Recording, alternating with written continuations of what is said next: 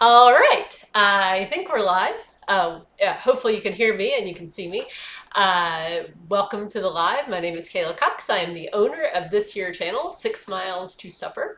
And that is basically the way I lost 80 pounds with intermittent fasting. I walked 6 miles a day and I basically ate one meal a day. I always took a cheat day on Sunday, and I did some other types of intermittent fasting building up to OMAD. I've started out with a very, very short fasting window and worked my way up. But OMAD is what I love the best, and I find it just simplifies my life. And so that's what I do Monday through Friday these days. Saturday is a 2MAD for me, and then I always take Sundays off. So if you've got questions, please pop them in the chat. I am not a doctor or a nutritionist or a dietitian. I'm just somebody who's been there, done that with weight loss. I used to struggle with my weight from the time I was a kid up until about the age of 30, and I am 41 now. So we have questions that people have already submitted via the Google form, which is anonymous. If you have questions that you're embarrassed to ask in the chat, or you just don't prefer to do it that way, you can always use that form. It stays the same week to week. We always go in right before the live and grab those questions. So you can submit them there with a fake name if you want to do that. And my husband is in the chat at 6 Miles to Supper, moderating things, and he'll grab questions and put them on so I can see them. So let's get to it. The first question comes from Violet, and she says, did you eat less at your OMAD over time because you were getting full faster because your stomach was shrinking? Well, I could be wrong, but I think the whole stomach shrinking thing is a myth. I think your stomach basically stays the same size, whether you're losing weight or not. But as far as am I eating less food now than when I was obese? Yes. Certainly back when I was obese, I was eating enough to maintain a 222-pound frame, and these days I weigh in the 140s to the low 150s. So like anything below 154 is normal weight for me, normal BMI. So that's where I want to stick, and that's what I've been doing now since late 2018. So so as far as do I get full faster, I don't know that that's true. I mean, I tend to be the type of person who could always eat, I can just always eat. But I am eating less. It's a fact of life. You just have to eat less. So you have to either eat less or burn a lot more. And just burning a huge amount of calories every day, just like through like increased activity, I don't do that.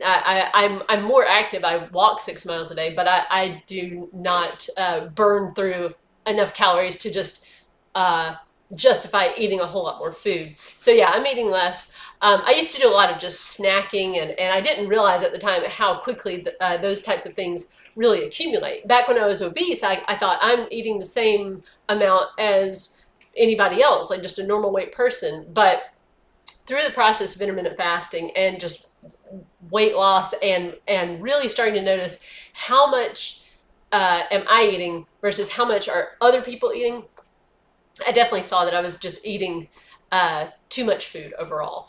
And so yeah. So yes, I'm eating less. Samantha says, I am new to OMAD. I am 5'5" and weigh 160. I want to get to 130. I like to eat a larger amount. If I am doing OMAD, do I eat three meals worth of food at once? I'm used to eating breakfast at 7 and lunch at 12 and dinner at 6 p.m. Love your videos. Well, thank you for the kind words about the videos. So, I mean, the idea, yes, is that OMAD, you're just squishing all your calories into one meal. And it's not that you're eating one small meal a day. That if you do OMAD that way, like you'll pass out within a couple of days because you won't be eating nearly enough calories. Kind of the very, very bottom, as far as anything I've ever read about calorie intake, the bare bones kind of minimum is 1,200 calories, and I feel like that's like really not nearly enough calories for me at least. Like 1,200 is just too few. 1,500 is, I think, a good happy medium there. Most people, now it depends on your height and your age and your muscle mass and all that stuff. Most people, though, 1,500 calories, they'll lose weight at that intake because it will put them in a deficit, and it's fairly easy to eat that amount without feeling too restricted. Of course, that can vary, so you have to look at your own intake and see how you feel. But so my point is, with an OMAD, I hope no one ever thinks that like, oh, she's just eating 500 calories a day, because that's like like say that's a normal sized meal for somebody. That's not what it is. It's like it's a big meal, and it's easily 1,500 calories, I would say. I'll give you an example. Yesterday, we don't often go to out to eat or do fast food or anything like that, but we did Taco Bell last night for date night.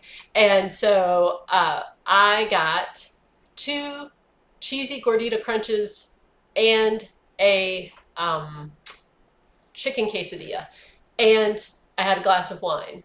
So, I mean, you can do that math. That was probably around 1,700 calories, I would imagine.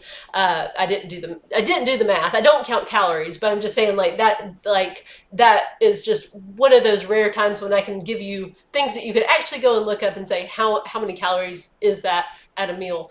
And that's just, like a little snapshot of, that at the end of that meal, I did not feel overly full. Oh, actually, just thought about this. I had a couple of pieces of chocolate afterwards too, dark chocolate.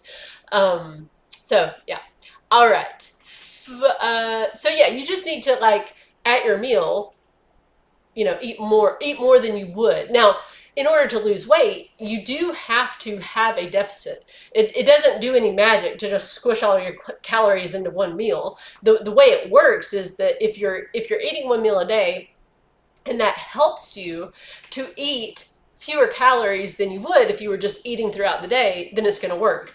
But if eating one meal a day causes you to feel too restricted, and you just you eat and you can't even control yourself because you're far too hungry and you're just eating, that won't work. But for me, my body does really well with OMAD. I find that it simplifies my life, and I just end up eating the right amount when I do it that way. So, all right, Nicole on the live. Hey, Nicole. She says, when you say eat whatever you want in the eating window, but also, let's see, said, if you go over calories, you will gain weight. Let's see. What's the question? Let's see. You say eat whatever you want in the eating window, but have also said if you go over calories, you'll gain weight. Yes. both of those things are true. So I eat whatever I want. I don't eat low carb. I'm not low carb. I eat whatever I want. So if I have pizza, I'll have pizza. If I want spaghetti, I'll eat spaghetti. If I want a salad with blue cheese dressing, I'll have that. But you will absolutely gain weight if you eat too many calories overall. It on any plan. If you overeat, you'll gain weight. So yeah, let's see. So I don't count calories. I'm trying to think of what the question is. And maybe you can clarify, what do you have a question particularly? Because I want to clarify anything that's unclear. But maybe it's, how do you eat anything you want and not gain weight? How do you eat everything you want and not gain weight, right? So what I found for me, and this may be different for different people, but when I was growing up, I was always on a diet. Okay. And so I got it in my head oh, I'm not allowed to have these certain things, or these certain things are like special food, like any kind of cookies or cake or anything. These are all things I love. I love to bake, but there was always this war in my head, right? If I'm really not allowed to have that stuff. That's bad if I eat that. And so that led to a lot of stress and just an emotional kind of situation, right? And what would happen is, because I had all this battle in my head, I never could get the balance right. I would end up overeating all the time, overdoing it on things, and so then in 2016, this is when I really got really clear with myself. I can eat whatever I want. I'm no longer gonna have this idea in my head that some foods are bad and some foods are good. I'm just gonna eat the food. and I'm not going to feel bad about it. And that's what I believe about food. I just will eat the food, and I'll be grateful for every bite, and I'm not worried about it. And so I just what I wanted to try to do was just eat the right amount. So in other words, I don't want to ever feel overly full. I don't want to feel stuffed. I just want to feel satisfied. And so when I did that, when I just said I can have whatever I want, this weird thing happened, which was I could just stop when I was full at that point. And I didn't have like those cravings that I used to have. I like used to in the past when things were off limits. It was like I want those things, whatever they are, like whatever's off limits. I want that thing. But because everything was on the menu all the time, it was like I just didn't think about them anymore. And I would eat them. Like I would eat them and I would enjoy them, but I wouldn't be like, oh, I got to have more, because it was like I can have this whenever, right? I could go to Krispy Kreme today and I could have donuts if I wanted them. And I'll, like if I have a Krispy Kreme, I'm happy, but I just don't crave them anymore. Like I used to crave all these things all the time. Or like, oh, I wish we could have dessert, but I'm not really able. I really can't have dessert because I'm, whatever. I'm not allowed to have that. But once I just switched it over to I can eat whatever I want, then I'll have dessert, but I don't crave it. I'll eat it and I love it, but it's just a different kind of approach now that I have. It's not because I'm trying to moderate. It's just because I can have it whenever. It just took the allure away and the power away. And now it's just like I'll eat them and I'll enjoy it, but I end up eating the right amount. Like when I told myself you can have 3 pieces of cake if you want, like whatever you want, like however many you want, and then I end up like I just want a piece. It's not because I'm trying to eat less. It's just because it's not a thing anymore. So, okay. Do I count calories? No, I do not count calories. Now, that doesn't mean that I don't understand like how many calories are in things. I do, because of my upbringing, because of my history with weight. I just naturally like have knowledge in my head of some certain things that I know, like a tablespoon of butter is like 90 to 100 calories. I know these things. Okay. For a brief period of time back in 2015, it was like for 6 weeks. And I've notated that I think on that, you can download the spreadsheet from my website where I show like what my daily weights were in 2016 or 2015, maybe, I don't know. 2015, I counted calories for like 6 weeks and it drove me crazy. I was weighing and measuring all my food and I was miserable and I felt super restricted. And so after that, I got really resentful. And so there was a certain night I said, all right, something's got to change. Like I can't do this anymore. And so I thought from now on, I'm going to just try my best, because people didn't always know like how many calories were in stuff. Like the nutrition labels are a relatively recent thing. Like I can't remember what year it is that nutrition labels started to be put on everything, but in the 90s sometime. But still, people were able to maintain a healthy weight. So how did they do that? And I thought, okay, I think my body will let me know. I think if I just pay attention to like, okay, I finished that meal. How do I feel? Do I feel full? Do I feel overly full? Do I feel not full enough? And then I just worked on, if I felt overly full, I thought, okay, I ate a little too much or a little too fast. So I need to slow down a little bit, maybe eat a little bit less, like stop a little bit earlier. And that's hard to do, by the way, like when you're training yourself to stop a little bit sooner than what you're used to. So I just kept working on that, and I kept just calibration. That's the only way I know how to describe it, is just, after a meal, if I felt not full enough, then it's like, okay, I need to eat a little bit more. And then I kept working with that. And then eventually I got to that point where the scale was doing what I was wanting it to, and I was feeling good and satisfied after a meal. So to answer your question, no, I do not count calories. Occasionally for this channel, like if I do a video, I've done a maybe I think the OMAD pizza video, I might have talked about how many calories were in it. Just because, I know people have that question, like how many calories are you eating? But I don't count. So but I know it's the thing people ask about. So occasionally I will try to, in retrospect, say, like I did just a minute ago, like here's how much I ate, and that's how many calories it probably was. But that's as far as I take it, because it just drives me crazy. If counting calories works for you, I say go for it. Do whatever works. Like I'm just telling you what it does to me. So, okay. George Washington, 1776 M8D says, can people build muscle on OMAD? Yeah, why not? I mean, you can build muscle when you're doing any kind of eating plan, provided you're not in such a severe state of deprivation that your body literally cannot do it. But yes, you can.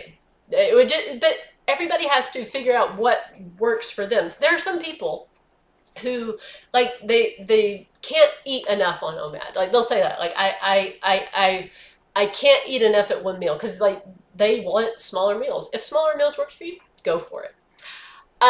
Flora, I have a confession. I decided to implement a cheat day on Saturday. Well, let me tell you, I took cheat day to a whole new level. I ate snacks all day. I love snack foods. As we know, snack foods do not fill us up. Well, that's not, I would say that's not necessarily true, but have we ever heard someone say, gosh, I feel so full from eating this bag of chips and candy? I have. How do you do a cheat day without going overboard? By the way, I gained 3 pounds overnight. It literally took me 7 days to lose it. Thank you. Well, okay, so a couple different things there. Number one, water weight fluctuations absolutely happen. And certainly if you eat very differently on your cheat day and then you eat like a totally different kind of way through the week, you are going to have fluctuations because of the way your body stores things and gets used to things. So let's say that through the week you're very, very, very low carb or maybe no carb.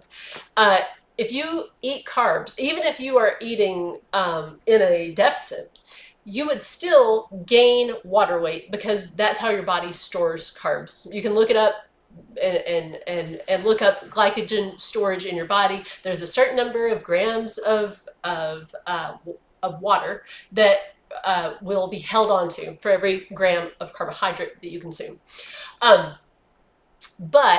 So that's one thing. Plus salty foods. So if you're doing salty and sweet, let's say because candy and chips, that's what you said, right? So candy and chips, you've got salt, and your body will, especially if you're very low sodium through the week, and then you're like, okay, now I'm going to have salty food this day. Your body is going to draw in more water. It's going to keep more water. When you drink your drinks throughout the day on your cheat day, yes, you're going to have water weight gain. Okay, so there's that. There's that aspect going on. So you will absolutely have, a higher weight on Monday morning if there's a big difference there. To me, that's worth it. Because it's water weight. There is a difference there for me in when we're talking about water weight fluctuations, which can vary by several pounds, just over the course of a week, you'll probably be, within a certain kind of a range. And versus, if you are consistently eating too many calories, your body fat will increase. And that is the thing that I don't want to happen. I don't want my body fat to increase, but I'm fine with water weight fluctuations.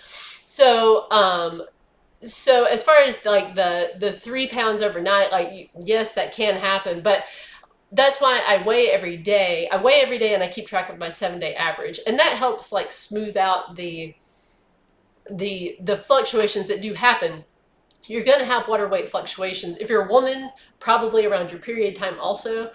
Even if you keep everything else the same, most likely you will notice an upswing in your water weight around that time, just because your hormones and stuff cause that to happen. Normal people, like normal body weight people, have fluctuations in their weight. People are not weighing the same thing every single day. So there are those things. Um, I I find it helpful to just I pay attention to my 7 day average. So in other words, that's the number I've always focused on, or not always. I didn't always understand that about weight. It was just a tip that I read, probably back in 2015, I think, about it, because it would drive me crazy. I would be like, oh, well, I'm up 2 pounds today, but yesterday I was down 2 pounds, and then it was the same for a day or two, and then now it's down, and how do I know I'm doing the right things? And so I saw that tip. Oh, people. The tip was basically like, oh, people do better if they average their weight, because then they're not obsessing over these natural fluctuations that happen, because weight loss is like a heartbeat. It goes down and up and down and up and down and up, and the important thing is that over time it trends down. But you have to learn how to deal with those fluctuations. It will never be a straight line down. And so you do have to, even if you never take a cheat day and you never have candy and you never have chips, you're going to deal with fluctuations. And so yeah, I mean, uh, there. So the thing about chips and candy, I've had. I mean, we've gone on vacation and I've had like chips and candy, and that's been a meal, and I'm like, okay, I'm full. I don't I don't know. Maybe that's just my experience of chips and candy and stuff, but I definitely have felt full after those things. I try to not. There's a thing that I used to do, and I try to be careful of that. I used to back in the days when I would diet about, oh yeah, chips never fill me up, and I would demonize the food, but deep down I was like, no, I actually really love them. I love chips. I love a good Snickers bar, and they can't. And a Snickers, in my opinion, it does satisfy. I can eat a Snickers and feel satisfied at the end of it. But to each his own is what I'll say to that. All right. Nicole says, on the live, do you allow yourself 1 hour to eat, or just whenever you feel full and satisfied? Okay, so just whenever I feel full and satisfied. Some people will put a time limit on the food. When I was practicing intermittent fasting with the traditional windows, when I would do a 16-8 or 18-6 or whatever, I would pay attention to the clock. I would say, okay, it's 8 o'clock, so no more food. I would do that back then. But when I went to OMAD, I was like, I'm just gonna sit down and eat. And so it's probably usually less than an hour. It's probably between 20 to 40 minutes on I mean, that's pretty big range, right? But I don't watch the clock. We sit down as a family around 6 o'clock, and we sit there and eat, and when we talk and we joke around, and I don't really look at the clock. I'm really actually bad with estimating time, and that's another reason why OMAD works so well for me. I don't do very well with knowing what time it is and that kind of a thing, paying attention to the clock. So yeah, I like to just sit down and I'll eat my food, and then when I stand up from the table, I start fasting again. Some people find it helpful to have okay, it's an hour, because that's more laid back to them, to say just I take about an hour to eat the food. Some people don't do as well with that, because then they'll end up eating more than they want to. There's no wrong way to do any of this stuff. You can have windows, you can have just a certain number of times that you eat during a day. There's a lot of different ways. But I like to just do it the way I do it, because then I can pay attention to just, am I feeling full and satisfied? And then I just, get up and go about my business. So, uh, yeah. Kiva says, do you have loose skin from the weight loss? And would you suggest starting in a sustainable routine? Yes, on both. So, How would you suggest? oh, how? Oh, how would I suggest? Sorry, okay, I misread the question. How would I suggest starting on a sustainable routine? Okay. The first thing to ask yourself is, why do you want to lose weight? And that can help you, because then you'll know, once you have reached that point, then you can give yourself permission to stop. So that's one thing. That'll keep it more sustainable when you have a clear goal in mind. And then also thinking along the lines of, what do you want maintenance to look like? Because that can help you then, when you're forming your plan. Your maintenance time is probably going to be pretty similar to your weight loss time. If you change things too much, it's going to be really hard to maintain the weight loss. It's not that you can't ever change, but like, a lot of times what people do is they'll make temporary changes. Like, I got to temporarily change the stuff that I'm doing, get down to a good weight. I mean, this is what I used to do. I would say, okay, I got to lose weight. So I'd like change these things that I was doing with my eating. And then I would get down to the goal weight, and then I'd go right back to eating how I used to eat in the past. And of course, the weight would always come back. So you have to think about permanent lifestyle change. And so for me, that's OMAD's what worked for me. I like to do OMAD. It's a permanent change I can instill in my life. And so think about, what do you want your future life to look like, and then try to make those two things the same. I would say that's sustainable. If you're just thinking, I can do this temporarily, the thing is, you have to make some sort of change permanently to your eating, because once you get down to a lower weight, you have to permanently eat less food than you were eating at a higher weight, basically. You have to make sustainable, permanent changes.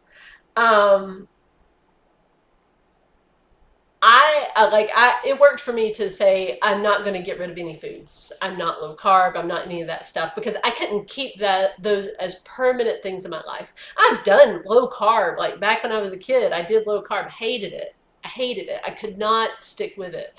And so think about, what are you actually willing to stick with? Like, be honest with yourself. You don't have to tell anybody else what you believe, what you think, what you're willing to do. You just have to be honest with yourself.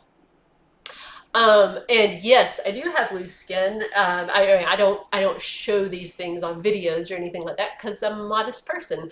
But you can certainly, this was helpful for me, to Google, what does a normal body look like after 80 pounds of weight loss?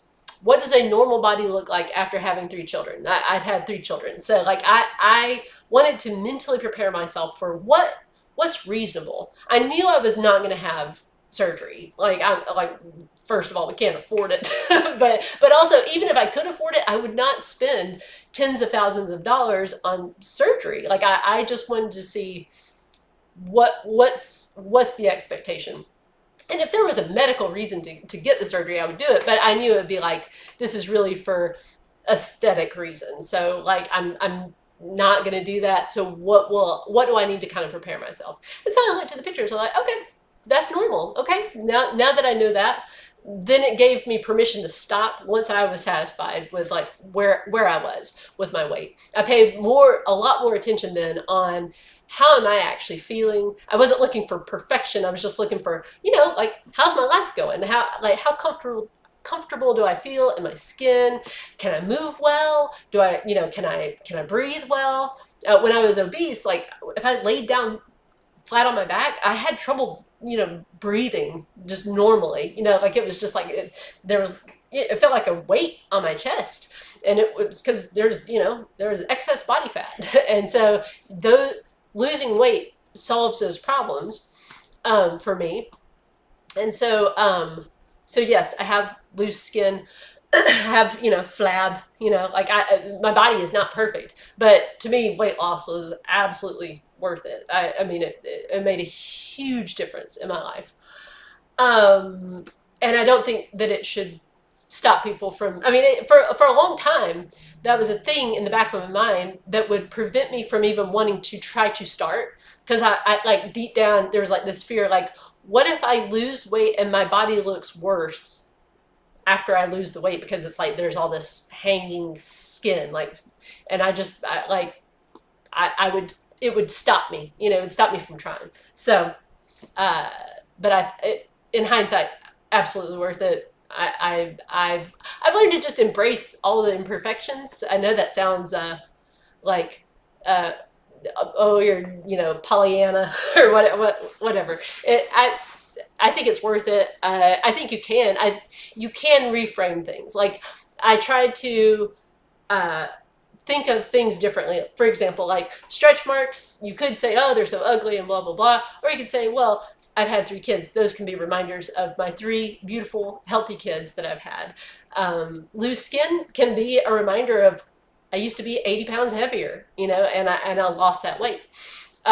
It's really in how you frame it in your own mind. All right.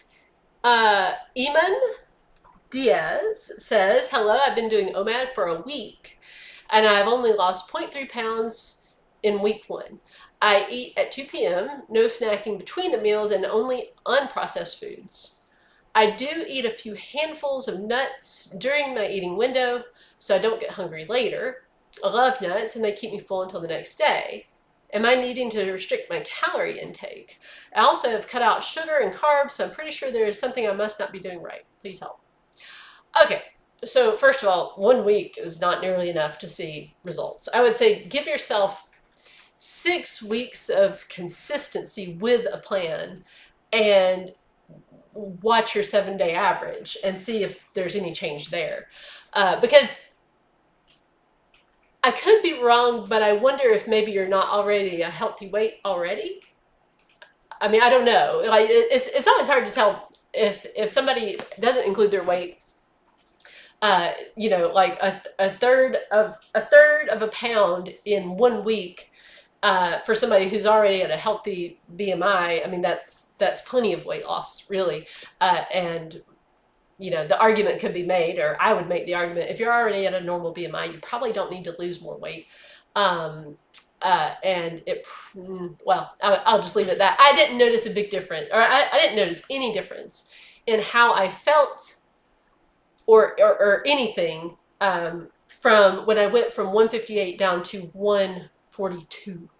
Okay, so that was like the second bout of weight loss. And that was, so when I was at 158, I was like a couple pounds overweight, according to the BMI. And that difference, that's say 16 pounds of weight loss, 17 pounds of weight loss, I just didn't notice a difference in how I felt. I mean, I look at pictures and I don't really notice a difference in how I looked.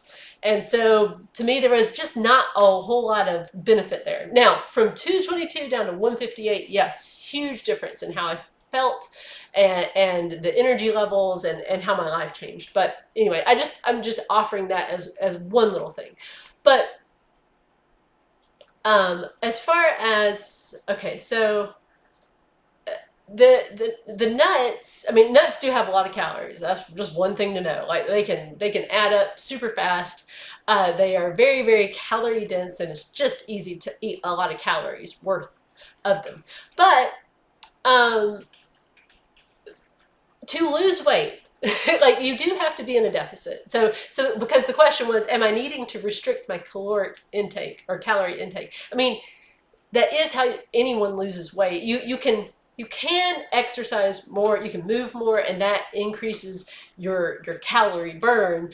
But another thing that also happens when you are burning more calories is your appetite increases. So a lot of times, if you up your movement, you're also upping your appetite, which ups your calorie intake.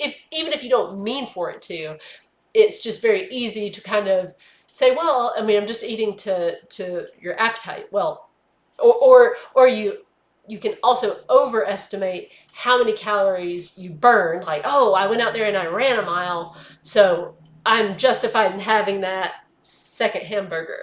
That kind of thing can happen. Or maybe I'm the only one that thinks like that. But it does, like, there are studies out there that have shown that people tend to eat more. It can actually make weight loss a little bit harder, although I would absolutely argue, in my own experience, staying active was very important on the weight loss journey, because of the mood boost, the positive feelings, the energy boost that I get from being active. Being sedentary,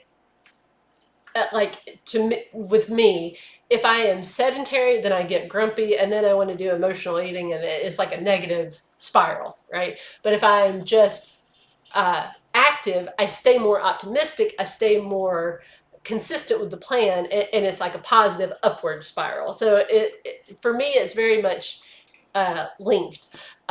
So I don't want anyone to get the idea that I'm saying don't exercise, because I think it's like really great to do. I think you just have to be go into it eyes wide open. I used to be of the mindset, I just need to burn more calories. And what really helped me was to adopt the mindset, you cannot outrun your fork. Meaning that's one of those phrases. It's like a nice little quip, and it's true in one respect, and it's so not true in another respect. So it's true in my experience, because it's so much easier to just eat too many calories. It's just so easy. It's so hard to go out and work out really, really hard and say burn 500 calories, but man, is it easy to eat 500 calories. I want to say a good slice of cheesecake, I think, is like 700 calories. Just to kind of give you an idea. Jay, if you could look that up. Do you hear me? Yeah. Yeah. I look up Cheesecake Factory slice of cheesecake, and I'm pretty sure it's a pretty good amount of calories. Anyway, the point is, the eating that many calories, it's like, man, you can do that in just a few bites. Oh, okay. Okay, plug your ears if this is gonna wreck your day, but Cheesecake Factory cheesecake, one slice, anywhere between 830 to 1,570 calories, depending on which kind you get. Okay, so that's just it's so easy to just eat that many calories. But to go out and burn that many calories, it takes a lot more effort. I mean, I can eat a piece of Cheesecake Factory cheesecake in probably 5 minutes, right? But it's going to take far longer than that to burn that many calories. So yes.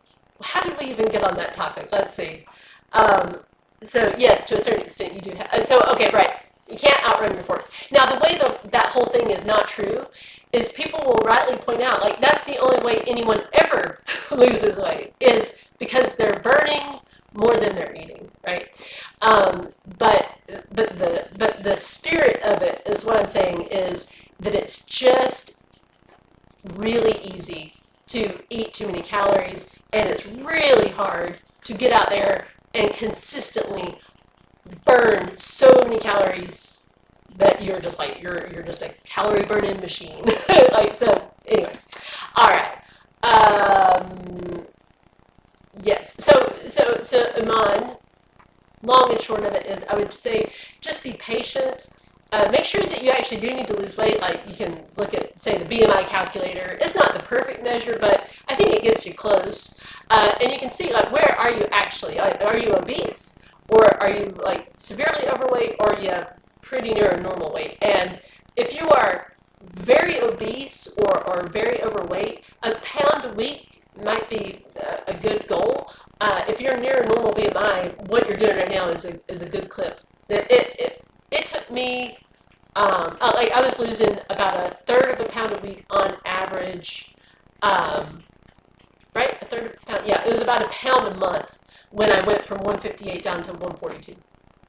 It felt very slow, but there you go. Okay, the 7 of clubs. Hold on a second Oh. before you do it. We have some audio issue.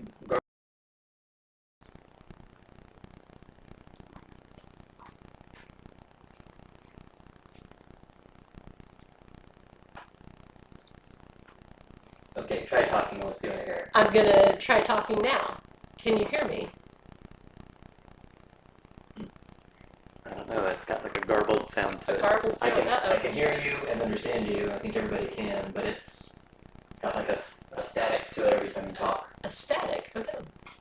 Should we we? either continue? How bad is it? I mean, do I need to?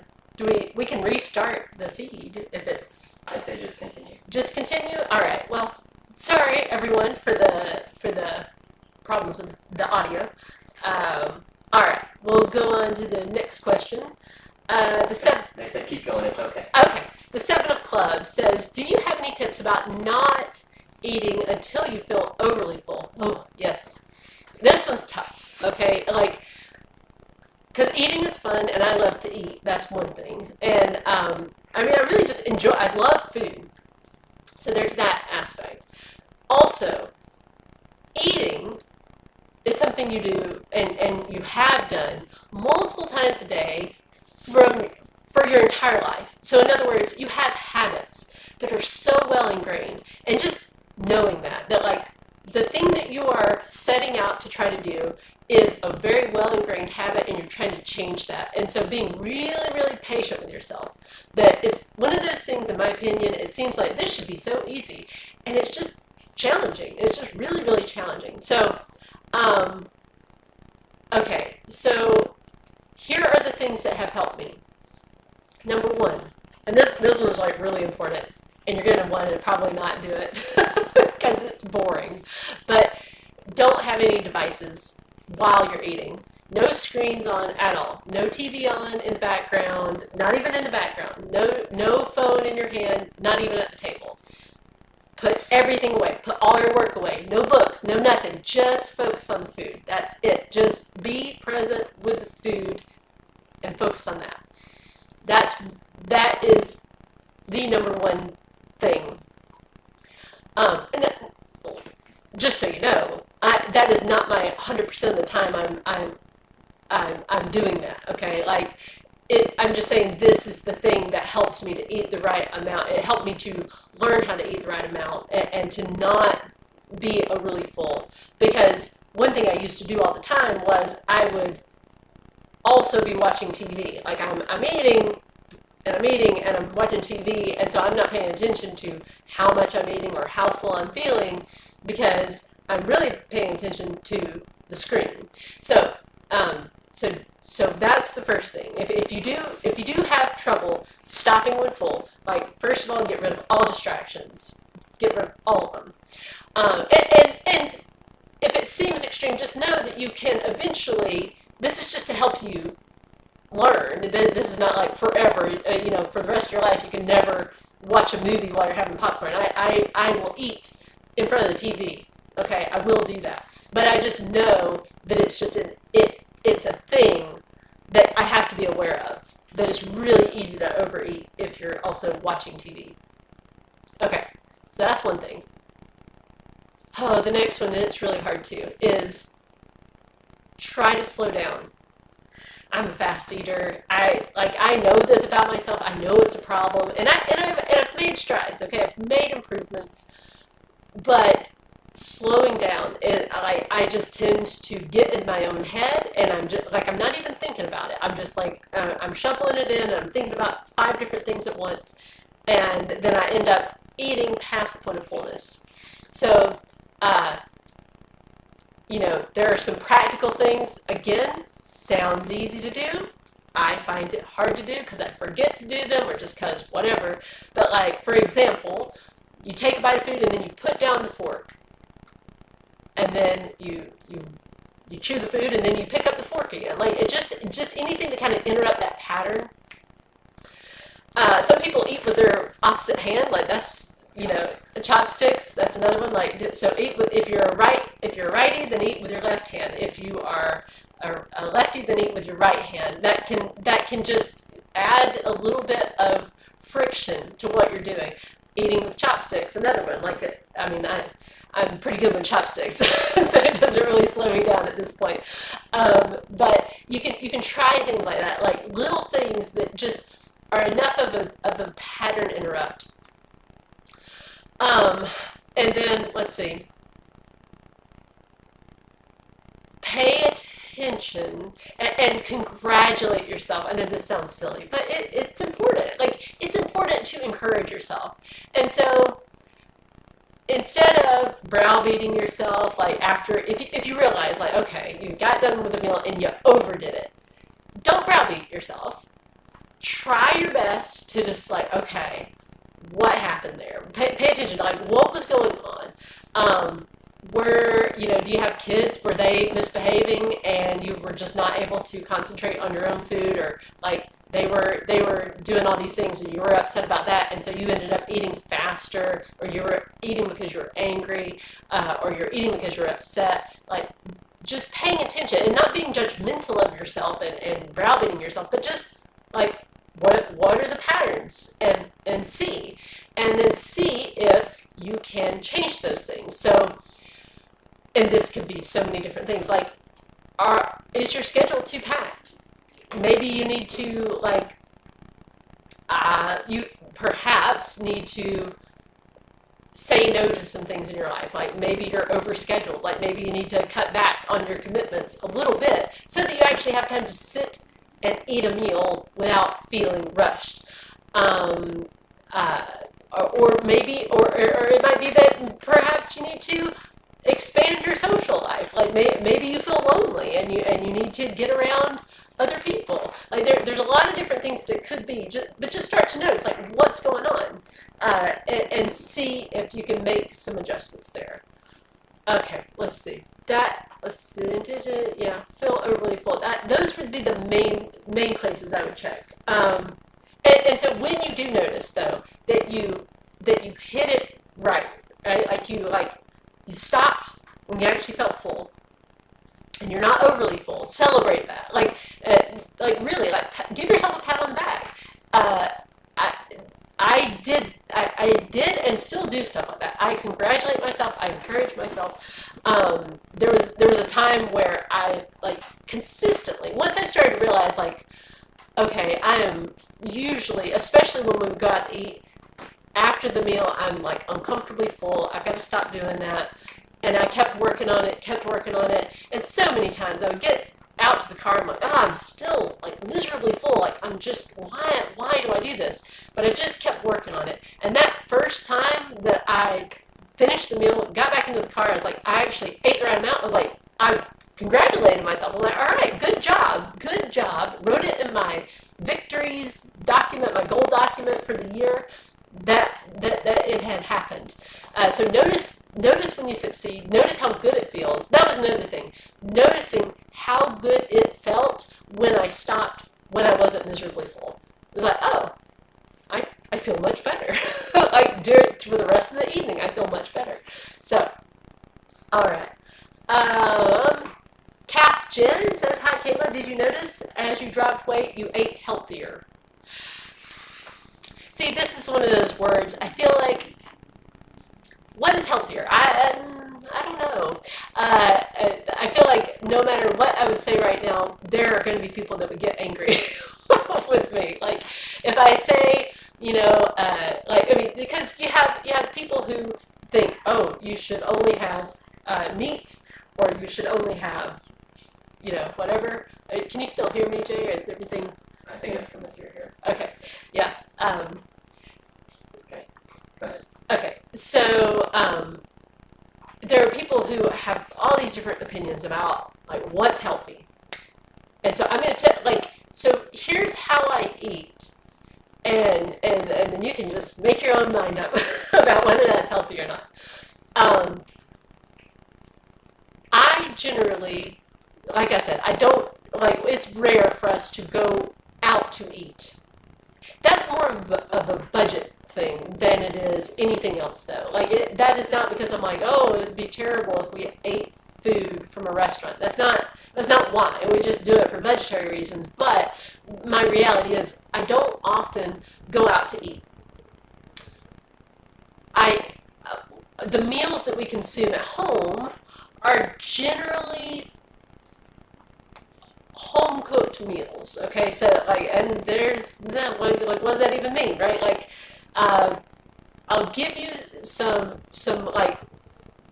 I don't generally buy like a lot of boxed stuff. Okay, it's usually going to be ingredients. I buy a lot of ingredients. Okay, like, so if you look at my pantry, I've got flour and sugar and vanilla, and I do have some condensed soups and whatnot for casseroles and that kind of thing. I am the type of cook who will use condensed soups for the casseroles, okay? Which some people would have a big problem with that, but that's just how I do it. Um, in my freezer, I've got some Gorton's Fisherman fish fillets, and we'll have those. We might even have those tonight. And I've got like pre-made Mission tortillas, right? Like that's a thing I'll buy. We'll buy bread, sliced bread from the store. I've got lots of frozen broccoli florets. I love to make like roasted vegetables, like so roasted potatoes. I eat potatoes. Like some people would say, don't eat potatoes. I eat potatoes. I don't rinse my rice. Like I don't know what that's all about. I keep hearing people on YouTube like, oh, of course I rinse my rice. Like I've never done that in my life, and I make rice quite a bit. But I eat rice. I eat white rice. So I eat dessert whenever we have it. My son loves to bake. I love to bake. My other son, who's now moved out, he loved to bake at one point. So I mean, we have dessert fairly frequently. Like I don't like it. It takes it by spells. Okay. So so and how does that compare to back in the day when I was obese? Well, it's not all that different. Back then, also still not really eating out as much. I think probably we ate out fast food a little bit more often. But again, it's more of a budget thing than it has been like, oh, because I'm down at a lower weight, I eat differently. I really don't. Yeah. So maybe that answers your question. I don't know. Like, yeah. So I don't know. Wonder 219 says, I started intermittent fasting with a goal of losing 34 kilograms. I'm almost 7 months in and I've lost 20 kilograms so far. That is awesome. Congratulations. How can I get over the anxiety I'm feeling as I have passed 50% of my target weight loss? Okay. So why are you feeling anxious? That's a good question, I think. And there's a lot of fear that can start to happen once you have some success with weight loss. So yeah, I'll tell you what all I was stressed out about, and then you can see if maybe anything that worked for me can work for you. So like one big fear I had as I started to move closer to my goal weight was like the fear of gaining it back. Like the fear of, once again, Kayla lost weight and then she gained it back. Like that was becoming, it was like worse every time it happened. I mean, because from the time I was like 6 years old, I was on a diet. You know, I was like, through my childhood, if you look back at pictures of me when I was a kid, sometimes I was like a normal weight. I was usually pretty chubby, and then sometimes I'd slim down. I played sports and stuff, but, you know, like, I was always putting it on and then losing it and then putting it on. And so, but then as I got into adulthood, that became even more embarrassing to me. Like I always felt like people were like really paying attention to my weight for whatever reason. I was like, people don't even know. Like people don't even care. They don't even know. They don't even notice. Like my sister, I've talked about how Jay, my husband, he tells me like he didn't even notice that I had gained the weight, and he didn't really notice that I lost it. Like, which to me that seems bizarre. Like, how could you not notice? But he says that, and I'm just going to take him at his word that he really didn't notice. Like, it was only after I started this channel where he was like, I didn't even realize, like, I mean, he could see when I would show, like, the before and afters that there was, like, a significant weight loss, but to him, in his eyes, I was always just me, which is very, very sweet. And you might think, well, he's just lying because he's your husband, but I've also had my sister tell me, same thing, like, she didn't really realize that I had gained weight. It was only after I lost the weight and would, like, show before and afters where she'd be like, oh, wow, yeah, you had gained and then you lost. And the point is, like, there's this spotlight syndrome. It's a thing. It's a real thing that where people think, like, oh people are just paying so much attention to me. And people are so not. They are just, they don't care.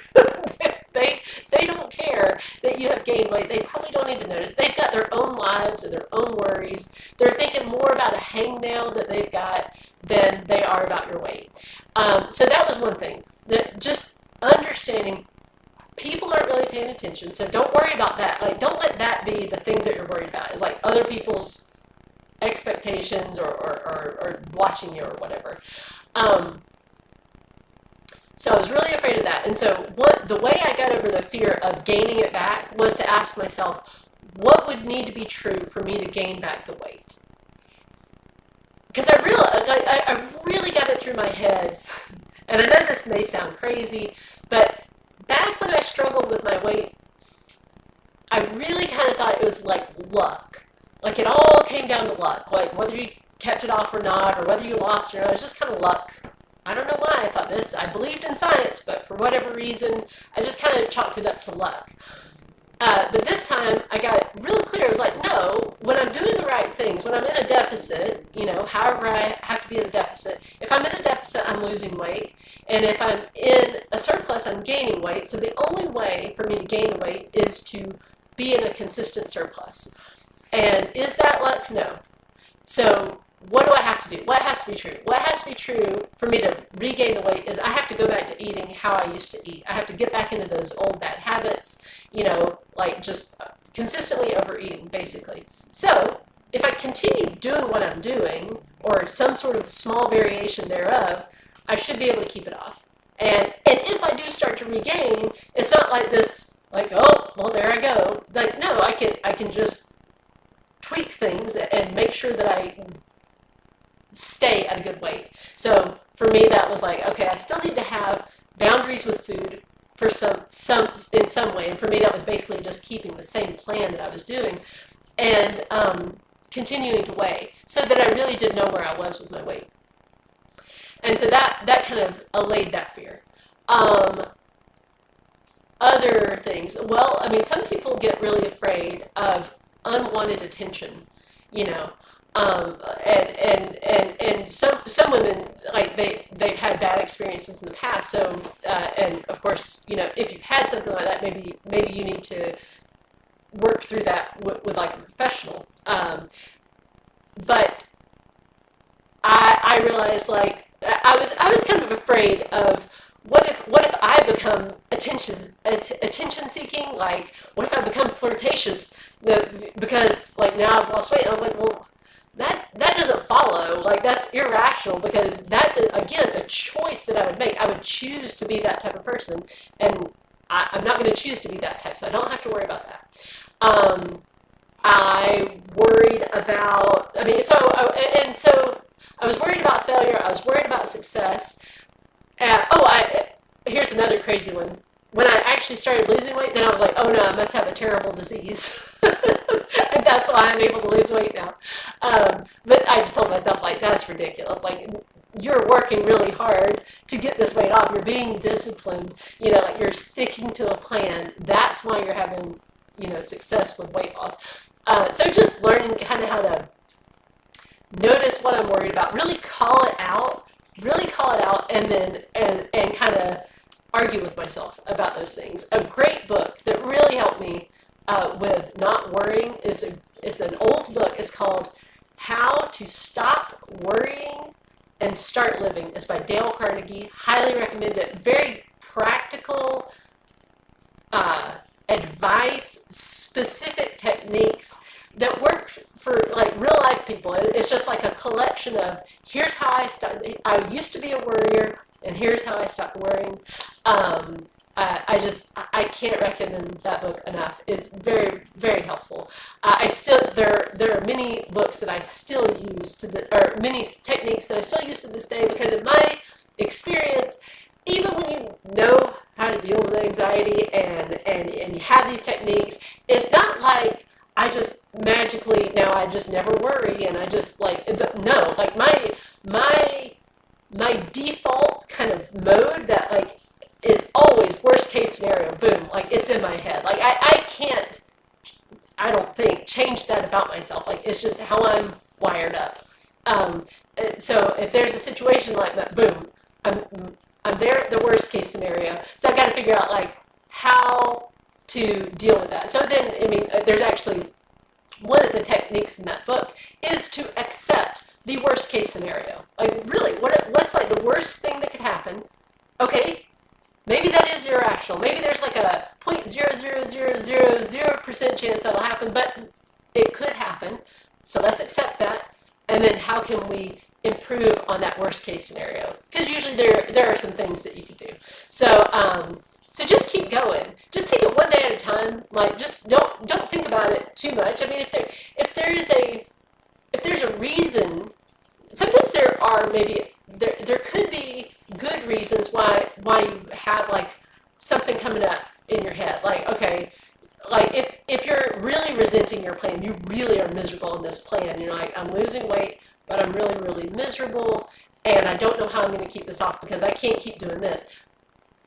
There's still no reason to worry. It is something to take action on.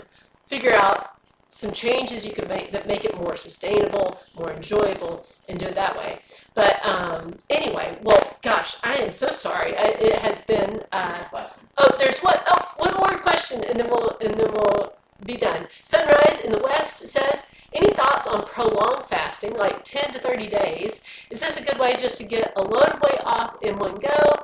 I asked this in the Google thing, so just to, okay, okay, you did have that in the Google Doc. I did see that.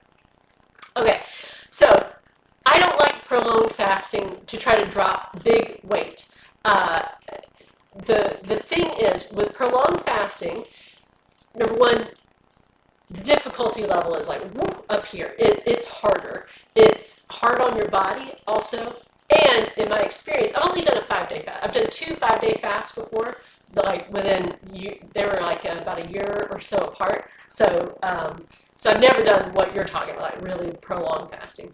But you will lose weight, okay? But the amount that you're going to lose per day, like I lost about, I think, 12 pounds with each of those fasts, but the weight came right back on, which makes sense for 2 good reasons. Number one, a lot of that weight loss is just water weight, and it comes right back. But the second thing is your body, in my experience, there's this rebound hunger that you feel after you get off of a fast like that, or at least this is how my body reacts to it. It's like once I go back to eating normally, my appetite is higher. I think it's my body's way of saying, hey, we got to get back. You dropped weight too quickly. We got to get back where you were. You know, it always wants to be in that homeostasis thing. So, and when you experience those big drops, it's really hard to have patience with just slow and steady weight loss. And slow and steady weight loss is usually more sustainable for people. You do have to figure out how to consistently eat the right amount of food in maintenance. And so those are the reasons why I'm not a huge fan of it. I feel like it's like there's a lot of big water weight loss that's not really true weight loss. And then people get it in their head like, oh, it would be so much faster if I could just keep extended fasting. But at some point you do have to just eat normally. So that's just my opinion. Okay, well, thank you so much for watching. I hope it was helpful, and I'll see you guys next week. Bye-bye.